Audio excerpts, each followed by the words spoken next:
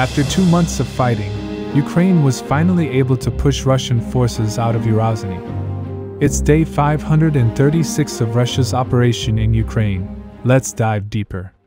Starting from the Vernivsky region, most fierce fights on the entire front are taking place here. Ukraine wants to take this village as soon as possible. Sources say their objective is to reach the first defensive lines before weather becomes worse. So they have decided to use their strategic reserve in these attacks. For the past couple of days, Ukrainian forces have been attacking this village non-stop. Their objective was to weaken the Russian defense line and prepare it for the major push. As a result of the attacks, they were able to convert this area into a gray zone, which we covered in our last video. Yesterday, Ukraine launched its massive push with units of 3 brigades. Sources say their objective was to capture the village by today. Report says they launched attacks from 3 directions in order to put maximum pressure on Russian forces. Their plan was to keep pushing the Russians from the north, while 2 flanks squeezed them from the sides. At the initial stage, they started probing Russian defenses in multiple areas. This continued for a couple of hours, after which they significantly increased their intensity. Around this time, Ukrainian forces also tried to cross the river from Staromayersky and increased their pressure from northeast. In addition, they were hitting Russian positions with artillery.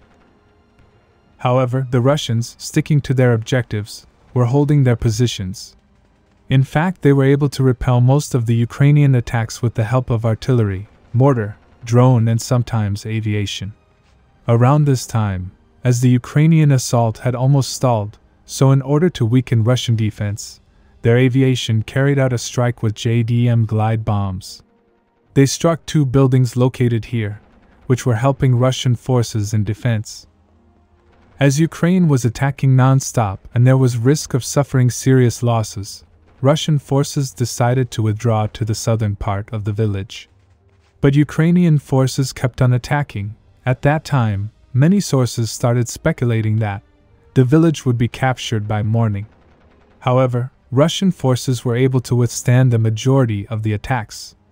To relieve some pressure, Russian forces even attacked Staromayersky from the west, in order to distract Ukrainians. However, that did not change the outcome. Recently, Ukrainian sources shared a video of Ukrainian forces targeting Russian soldiers leaving the village, which indirectly confirms that Russians have withdrawn from the village. Ukraine carried out another massive strike with drones and missiles. Their objective is to cut Russian supply coming from Crimea and leave Russia with only one route to supply. They think this will help their counteroffensive operation by straining Russian logistics. Report says Ukraine launched 2 massive strikes at different intervals. First strike was carried out by Mugen 5 Pro drones, which were launched from Odessa airfields. Total 20 UAVs were launched, with the target of hitting Russian key locations. However, it did not go as planned, as Russian air defense forces were able to detect them. Russian sources say 13 out of 20 were destroyed by air defense systems. Their debris fell in these areas.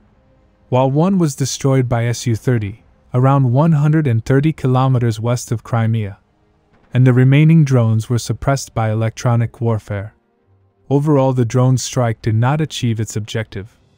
After some time, Ukraine launched its second strike. This was aimed at Kerch Bridge. It was carried out by 2 S-200 missiles, which were converted to hit ground targets. However, as per reports, Russian air defense crew were able to detect it at higher elevation and launched 2 air defense missiles. As a result, it was shot down. During the attack, Russian forces deployed smoke screens on the entire bridge, and traffic was blocked. So many people started saying that the bridge was damaged. But later, after the smoke was cleared, we can see the bridge was not hit. Russian sources claim this attack was guided by foreign AWACS and surveillance drones, which at the time of the attacks were in international waters.